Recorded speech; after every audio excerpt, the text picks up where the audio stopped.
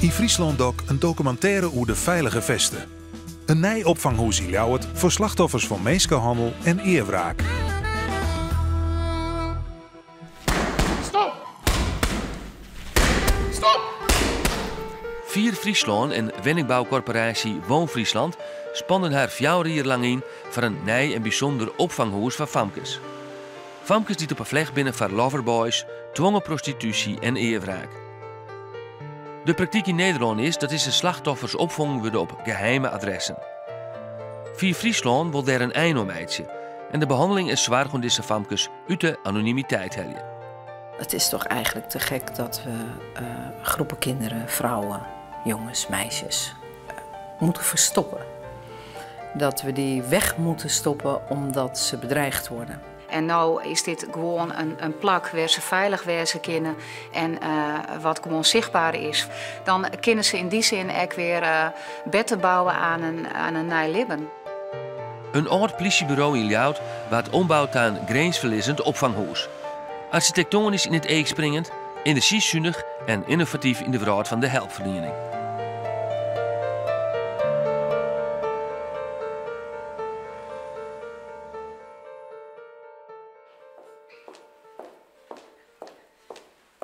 De famkes wijden nu nog op een geheime locatie. De meesten binnen in de leeftijd van 12 tot 20 jaar. We herinneren mij bij Asja, dat famkes wijden die onder bedreiging en geweld van loverboys en mensenhandelaars dwongen in de prostitutie werkten.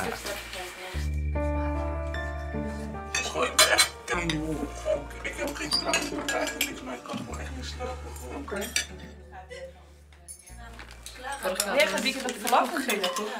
Het liep het al heel wat, zeg maar eigenlijk met allemaal hele lieve leven famkes die gewoon heel prettig mooi maken. Hè. En als er even terug prikt en dan moet die fam echt contact met een gast, nou dan ontwikkelen die fam zich wel het hele oren van wat ze in het begin treft.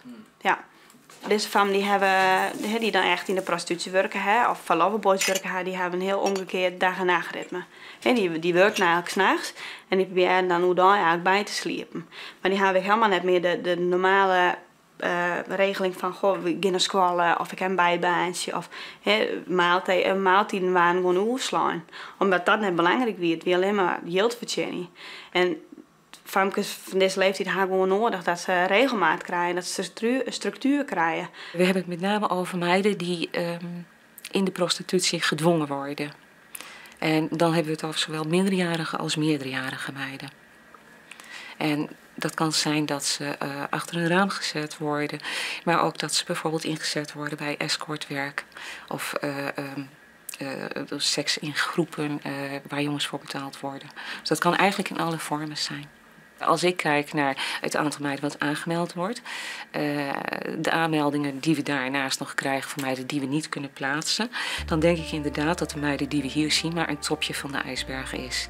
We horen ook vaak dat meiden in een andere vorm van opvang hebben gezeten. Meiden die helemaal niet bij ons terechtkomen. Dus ik denk dat de groep slachtoffers dat vele malen meer is dan wat we hier zien. Voor mensenhandelaars is de prostitutie big business. Opererend in internationale netwerken of als loverboy of pooier. Het motief is altijd een soort en snel geld verdienen. Het zijn vaak jonge meisjes, het zijn soms kleine kinderen. We hebben hier ook wel eens een meisje gehad van 5 die verhandeld is in China uit een weeshuis. Waar de hele wereld letterlijk en figuurlijk overheen is gegaan. En, in Nederland? Maar ook in het buitenland. Uiteindelijk is ze in Nederland terechtgekomen in de prostitutie. De prostitutie is een branche waar heel verschrikkelijk veel geld in verdiend wordt. Dat is booming en de omvang is immens. Wat je niet ziet, is er niet. Het voltrekt zich in een wat schimmig terrein.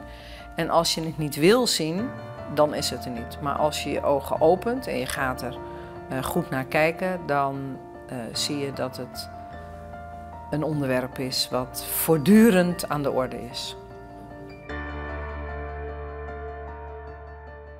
Anja die vroeg mij om 2 uur vannacht, dan had ze toch wel, het was 1:50 trouwens, had ze heel heftige nachtmerrie gehad. En daar had ze hoofdpijn van gekregen, dus die heeft mij aspirine gevraagd. En die heb ik haar gegeven. Johanna gisteravond ruzie met moeder gehad over de telefoon. Heel heftig aan toegegaan. Heeft goed gepraat met een mentor nog, die was in dienst. Sliep wel slecht. Petra aan de andere kant. Die heb ik betrapt gisteravond in de douche. Zat de douchedeur op slot, maar ik rook het gelijk. Het was een hele deo-lucht. 95% ongeveer en 5% blauwlucht. Dus die heb ik gevraagd om de deur open te doen. Wou ze niet. Ze zei dat ze onder de douche stond. De douche stond wel aan, maar ja, hier ruikt het wel. Dus ik nou, kom ik zo terug. Dus 10 minuten later teruggekomen met een collega van boven. En nou ja, haar erop aangesproken en ze heeft toegegeven na 10 minuten ongeveer een beetje onder druk gezet. Dus eerst liegen natuurlijk, maar ja, je zag het wel in de ogen. En ik neem aan dat de teamleider binnenkort een gesprek in doet met haar en dat ze een officiële waarschuwing ervoor krijgt. We hebben dan ook een gele kaartensysteem en dat houdt dan in dat we dan steeds maar zichtbaar een gele kaart jouwen. Maar die kiezen ik bijvoorbeeld bij futwerkje. Dus dan had ze dan ben bijvoorbeeld tot 3 keer in de week te laat van bed kwam. Nou ja, het is belangrijk dat je gewoon op tijd van bed binnen. Dus dat is een afspraak maakt van hey, als de volgende week dan de hele week gewoon op tijd van bed bent, dan vervalt de gele kaart. En ja, na 10 gele kaarten en als ze bijvoorbeeld geen kans om ze fit te werken, dan ga ik een gesprek met de teamleider. En dan wordt er wel dan krijg ik een officiële waarschuwing. Nou ja, en met 3 is het wel dat de familie eruit gaat. Maar dan denk ik wel, dan maakt het wel heel boend. En voor de rest alle andere dames prima. Nou ja. Hey, lekker werken vandaag en een hele fijne dag gewenst. Ja, jij ook. Succes met de meiden. Wat rustig. Ja, lekker slapen. Oké. Lekker ontbijten. Een van de famkes waarmee wij in contact komen is Iris. Ze beschouwt haar zelfs als een lastige puber. Eentje die het haar net te volle onloekt van de regels thuis en haar via internet en op stritten inlet met verkeerde jongens. Ja, heel veel van internet die ik leerde kennen via Partypeeps en Hives. En allemaal van dat soort sites eigenlijk. En toen leerde je een van die jongens leerde je wat beter kennen, hè? Ja, eigenlijk was ik al heel lang gek op hem. Om maar even zo te zeggen. Maar ja, toen kende ik hem gewoon als een normaal iemand. Ja, gewoon iemand die lief voor je is, er voor je is. Nou ja, ik werd 18 en mijn ouders waren op vakantie. En ik was dus alleen thuis, omdat mijn vader dat zeg maar toevertrouwt. En ik wou een feestje. Toen was het een beetje uit de hand gelopen. Een beetje. Een beetje heel erg. Ja, want? Nou, er kwamen sowieso allemaal mensen die ik nog nooit gezien had en die ik niet kende. En waren vrienden van hem. Ja. En je kon niet zeggen, ga weg. Nee, eigenlijk niet. Mijn vader die was er de volgende dag. En wat trof hij aan? Ja, wat trof hij aan? Wat niet? Nou, vertel eens. Nou, het hele huis stond letterlijk op zijn kop. Er waren ook heel veel dingen weg. En nou ja, beneden was het. Ja, de keuken was 1 ravage. Boven was het 1 ravage. Nou, toen ik hoorde dat mijn vader er was, dorst ik niet naar beneden. En toen ben ik uiteindelijk naar beneden gegaan. En toen heeft hij gezegd dat ik weg moest. Maar ik wist eigenlijk niet uit zijn reactie wat hij nou bedoelde dat ik weg moest. Dat begreep je niet? Nee, ik dacht gewoon dat ik daar niet meer welkom was, zeg maar. Ja, ik heb mijn spullen gepakt. En ja, toen ben ik eigenlijk weggegaan. Nee, jouw vriend? Ja. Toen ben je bij hem gaan wonen? Ja.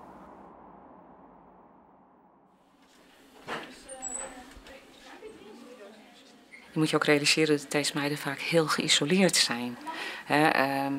Het contact met ouders en familie, als dat niet verbroken is, wordt dat toch weer heel snel minder. Weinig contact meer met vrienden en kennissen, omdat ze in een andere wereld komen. De meiden worden sociaal echt geïsoleerd. Dus ze hebben ook eigenlijk niks waar ze op terug kunnen vallen. Via speurders hoor je zeg maar, heb je zo'n kopje met erotiek. En hij maakt wel eens van die opmerkingen van ja, zet jezelf op internet. Ik zeg, doe dat niet. En Toen op een gegeven moment meende hij het dus blijkbaar. En toen heb ik gezegd, ik doe dat niet. Toen zei hij, ja, of je doet het zelf of ik doe het. Ik zeg, ga dat niet doen. Ja, en omdat ik al bang was, omdat ik zeg maar ook heel erg mishandeld werd door hem, kon ik er eigenlijk ook niet echt wat op inbrengen, zeg maar. Omdat hij was toch sowieso 2 keer sterker dan mij. Kon ik daar niet echt veel op zeggen. Dus ik had eigenlijk geen keus. En ja, zo ben ik zeg maar langzaam de prostitutie ingegaan. Eigenlijk zit je in de escort. Ja, en thuisontvangst. Bij je vriend thuis. Ja. En als je nou niet wilde, wat dan? Ja, ik had weinig te willen. Want dan kreeg ik een paar klappen en dan was het van, je gaat nu. En op een gegeven moment, omdat je dan zo vaak klappen krijgt, ga jij liever die klap uit de weg dan dat je tegen gaat strijden. Als er maar gebeld was, moest ik me klaarmaken. En ja, soms dan heb je het best wel druk. Ik bracht ook zelfs nachten door met mensen. En dan in je achterhoofd denk je van, goh, mensen liggen nu lekker in hun bed en ik zit hier. En wat voor klanten waren dat dan? Ja, eigenlijk uit heel het land wel. Ja, dan heb je gewoon mensen met eigen bedrijf tot aan advocaten. Ja. Mensen die gewoon vrouwen en kinderen hebben en dan denk ik, jeetje. Nou ja, als je zeg maar bij mensen komt, dan zet je zo'n knop om, zeg maar. Van binnen heb je heel veel pijn en verdriet. Maar dat wil je op dat moment even niet voelen. En dan schakel je een knop om van, hé, dan zet je gewoon een lach op je gezicht. Voor ja, dat mensen het idee hebben van dat je er eigenlijk gewoon mee eens bent, zeg maar. Voor de klant? Ja, gewoon om te kijken, gewoon om te laten zien van, hé, ik ben wel blij, ik ben wel vrolijk. Maar van binnen heb je eigenlijk heel veel verdriet.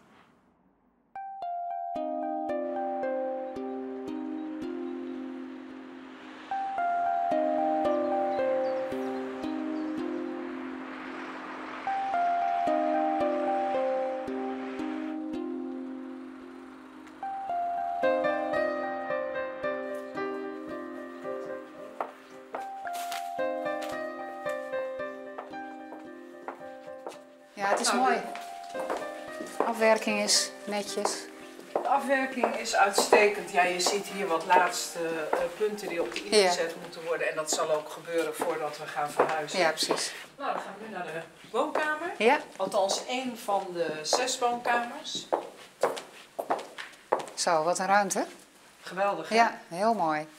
Nou ja, hier Dat, zie je als je er vooraf goed de tijd voor neemt precies. om heel helder te hebben wat je wil. Nou Ja. ja, daar hebben we natuurlijk ook stevig in onderhandeld. Maar vanaf het moment dat we los zijn gegaan, is Ging het het gesmeerd, eigenlijk hè? allemaal gesmeerd verlopen. Ja. Ja. Ja. En zonder enige wanklank. Dit hebben we echt geweldig gedaan samen. Ja. Kom op. Let's give it a try.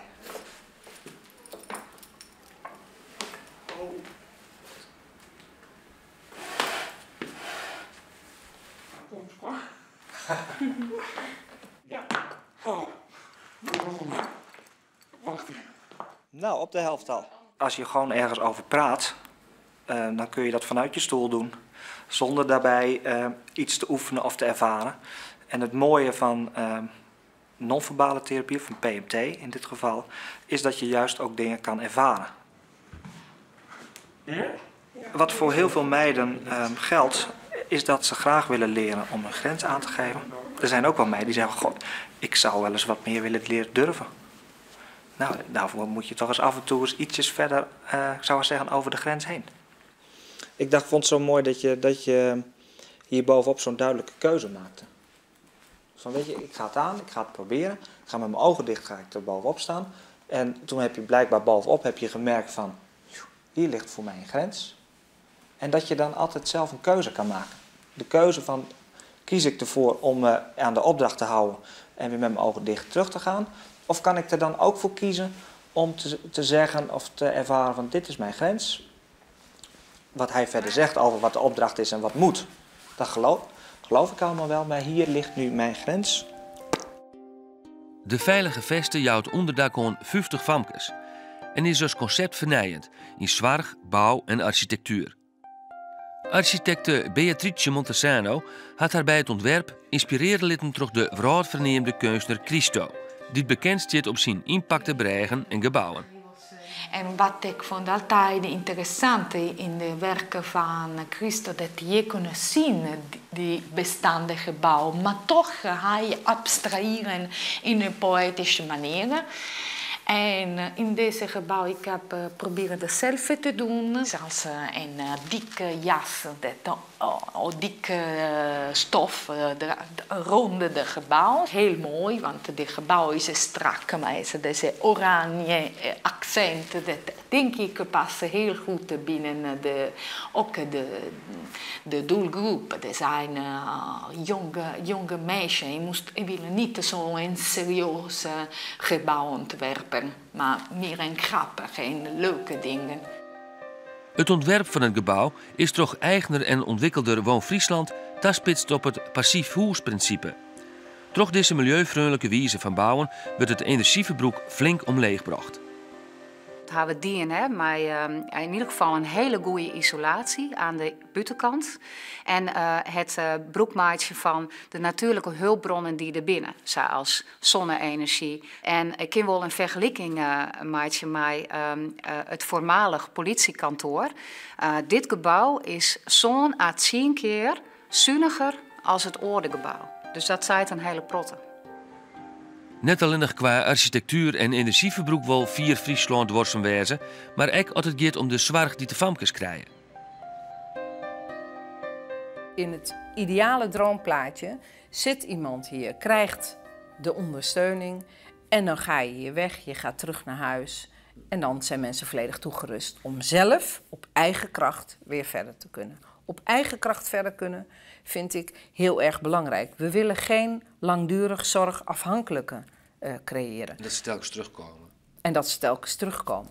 Goed, wat kan ik verder op dit moment voor je doen? Heb je het nog gehad over stage met groepsleiding? Ja, daar heb ik over gehad. Daar heb je het over gehad. En dan kun je ook dat wat je nu in theorie allemaal doet, kun je ook een beetje gaan toepassen. Ja. Nou, zou hartstikke mooi zijn. En weet je wanneer die vergadering is? De meiden hebben van maandag tot en met donderdag hebben ze e-learning. Dat betekent leren op afstand. De meiden hebben docentcontact via de webcam. En daar zit dan een docent die speciaal voor hun is. En die geeft hun les. We doen dit omdat we hebben gezien dat de meiden... sowieso vindt 4 onderwijs heel erg belangrijk. Een van de belangrijkste onderdelen van ons zorgprogramma. We hebben heel veel meiden in huis die geen goede ervaring hebben met school vroeger. Leerachterstand hebben, veel gepest zijn op school en zijn eigenlijk daardoor gestopt met school. En heel vaak daardoor in de verkeerde netwerken terechtgekomen. En door hier weer goed school aan te bieden en juist op zorg op maat, dat het hun eigen vakkenpakket is en daar een rustige begeleiding op te zetten, activeren ze weer eigenlijk gewoon dat ze weer goed bezig gaan met school en dat ze weer bezig gaan met hun eigen toekomst.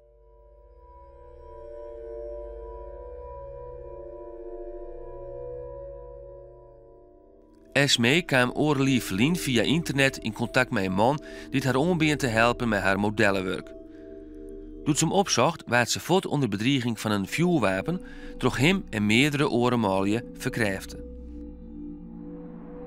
Nee, want gelijk werden gewoon wapens en zo gehaald. Dat gewoon gelijk toen die man gewoon mij vasthield en zo gewoon... Die fotograaf die stond gewoon achter hem met gewoon wapen op mij gericht. Dan krijg je geen kant op.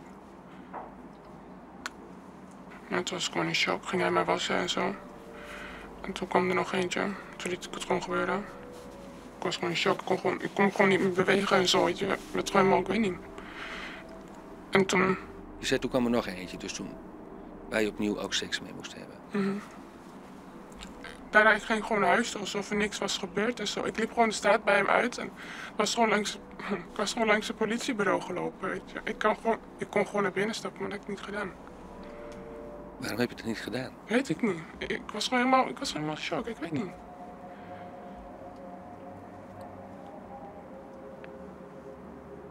Je kwam toen thuis en na die hele slechte ervaring en toen? Ik werd gewoon de hele tijd gebeld door hem. Ik werd gewoon continu gebeld en mailtjes en alles. En je werd gewoon de hele tijd bedreigd en zo. En ja, dan ga je gewoon terug, weet je wel. Je bent gewoon, ja, je kan niks doen. Je bent gewoon echt bang. Waar was je bang voor? Dat hij me iets zou aandoen en zo. En gewoon, ik kende die man toch niet. Ik weet niet waar ze voor in staat waren of zo. En je kon er niet met je vader en moeder over praten? Nee, durfde ik niet. Durfde ik echt niet. Waarom durfde je dat niet? Gewoon bang. Waar was je dan bang voor? Voor een reactie en zo. Dus dat hield je stil voor je ouders? Ja. Ik heb het voor iedereen stilgehouden. En doordat hij jou bedreigde, ging je naar hem terug? Ja. Ja. Ja. En wat zei hij toen? Hij heeft je toen gedwongen om de prostitutie in te gaan? Ja, toen ben ik echt gewoon de prostitutie ingegaan. Ik heb een beetje door heel Nederland gewerkt. Ook gewoon in Duitsland. Ik heb ook een dag gezeten. Ik heb overal gewerkt. Ook wel veel in hotels en zo. En hoeveel klanten kreeg je dan op een dag? In het begin was het wel, 6 of 7. In het begin. Want je bent net nieuw in het vak en iedereen wil kennis met je maken en zo. Wat ik regelmatig hoor is dat meiden bijvoorbeeld een huisaccount hebben. En dan opeens van een wildvreemde jongen een uitnodiging krijgen. Er zit meestal ook een plaatje bij van best een leuke jongen. Daar hebben ze even contact mee, dat lijkt leuk te lopen. En vervolgens ontmoeten ze elkaar en dan blijkt de situatie toch heel anders. Langzamerhand bouwt zich dat op? Het gaat niet altijd langzaam. Dat van de auto insleurd worden en bedriegen worden met een vuurwapen. En dan ging er een man doorheen. En dan kun je net oors. Dan ben ik zodanig in shock dat je denkt van wat gebeurt meer. Dus in dat opzicht, het is niet meer altijd leven aardig en cadeautjes. En ook heel veel van meer vregen. Jij hebt ooit wel een cadeautje hand. Dan kun je eigenlijk al je nee zeggen. Je bent van binnen wel beschadigd door hem ook. En door alles wat er is gebeurd en zo. Ja, je bent ook kapot gemaakt. Ja. Ben je bang dat hij jou opzoekt? Of? Nu niet meer, maar als ik echt aangifte ga doen en zo. En dan komt hij mijn volledige naam en zo te weten, toch? En ja, dat vind ik wel eng. Omdat ik ook niet echt weet welke mensen er zeg maar mee te maken hebben. Je hebt het idee dat het een soort netwerk is of zo, waar je geen zicht op hebt. Dus hij heeft al vaker vastgezeten. Hij heeft vaker vastgezeten, maar steeds kwam hij weer vrij omdat er geen genoeg bewijzen waren. Maar dat maakt het moeilijk voor jou om echt aangifte te doen? Ja, ik wil zeker weten als hij vast komt te zitten. Ja. Dus je weet nog niet of je aangifte gaat doen? Nee, omdat ik echt bang ben. Zou het beter zijn dat slachtoffers anoniem aangifte kunnen doen? Ja, natuurlijk. We zijn een groot voorstander van de stapelmethode. En het feit dat mensenhandelaren vervolgd kunnen worden, zelfs zonder aangifte van een slachtoffer. En daarin vind ik dat de politiek echt nog iets te doen heeft. Dat we het net om de daders veel strakker aan moeten gaan spannen. En daders ook vervolgd moeten kunnen gaan worden zonder een aangifte van een meisje. Of dat ze anoniem aangifte kan doen. Stop. Laat je stem harder klinken. Harder? Harder. En een serieus gezicht, dus niet lachen. Ik weet dat het lastig is, maar probeer het. Komt-ie. Stop. Ah, mooi. Nog een keer. Stop. Dus wij gaan zo meteen een rollenspel doen. Heb je wel vaker gedaan. En ik doe net alsof ik een jongen ben. Moet je mij even voorstellen. En ik kom jou een beetje lastig vallen. En de bedoeling is dat jij goed bij jezelf nagaat wanneer je het niet meer leuk vindt. Dus je hoeft niet meteen heel erg je grenzen aan te gaan geven. Gewoon wanneer jij denkt van nou, dit vind ik niet meer prettig, dan ga je dat tegen mij proberen te zeggen of te laten blijken. Zo'n mooie meid. Die kom ik niet elke dag tegen, dat vind ik wel leuk. Zou je misschien dat niet willen doen? Wat niet? Bij me komen. Wat dan? Liever niet. Hoezo dan? Dat geeft toch niks? Ja, liever niet. Oh. Maar ik doe je toch niks? Maar je raakt me toch aan. Ik heb het liever niet. Nou, jij bent saai. Nou maar. Ik dacht, zo'n meisje, daar kan ik wel even gezellig mee doen. Maar oké. Oké, ja? Gezellig doen? Oh nee. Zou je niet weg willen gaan? Oh, nou. Sorry.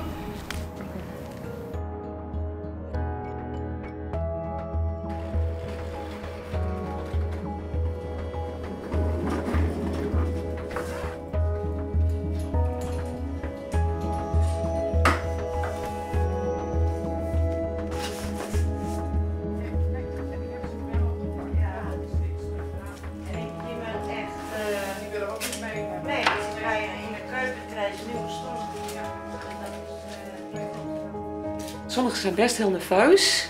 Die vinden het heel spannend. Maar ook door de drukte, alles eromheen. Maar aan de andere kant vinden ze het ook heel spannend. Zo van nieuwkamer en leuk en mooi. Maar ook dat ze uit de anonimiteit gaan natuurlijk. Dat is ook heel belangrijk.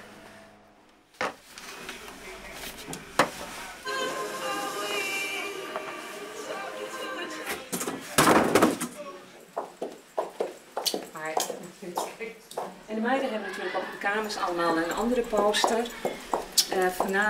Die met de koe is, dit is een tulpen, maar er is ook een met een koe, die is heel populair bij de meiden. Ja, leuk. Ja, dat is heel erg leuk. Mooi, zo de persoonlijke invulling van de eigen kamers en herkenbaarheid. Ja, mooi gedaan hè? Ja. Het is een statement dat we een aantal mensen in de samenleving hebben. Een aanzienlijke groep mensen die niet veilig zijn, die we veiligheid gaan bieden, maar die we niet meer verstoppen. Hier zijn we. Hier staan we voor. Dan kunnen ze in die zin ook weer betten bouwen aan een nijlibben, aan het verwerken van het verdriet. En het ook rond te gaan, en net te verstoppen, maar rond te gaan om letterlijk en figuurlijk weer de energie te gaan om verder te gaan in het leven. En dat veel beter vanuit zo'n veilige vesten, dat veel te krachtig voor de troostart.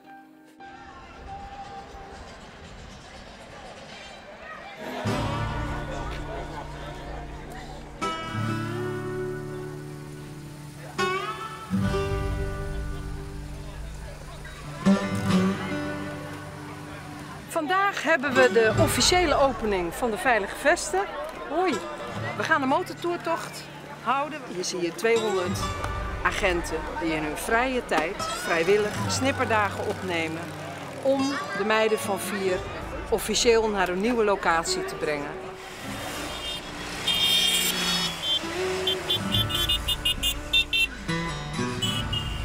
Dit is het resultaat van jaren keihard werken.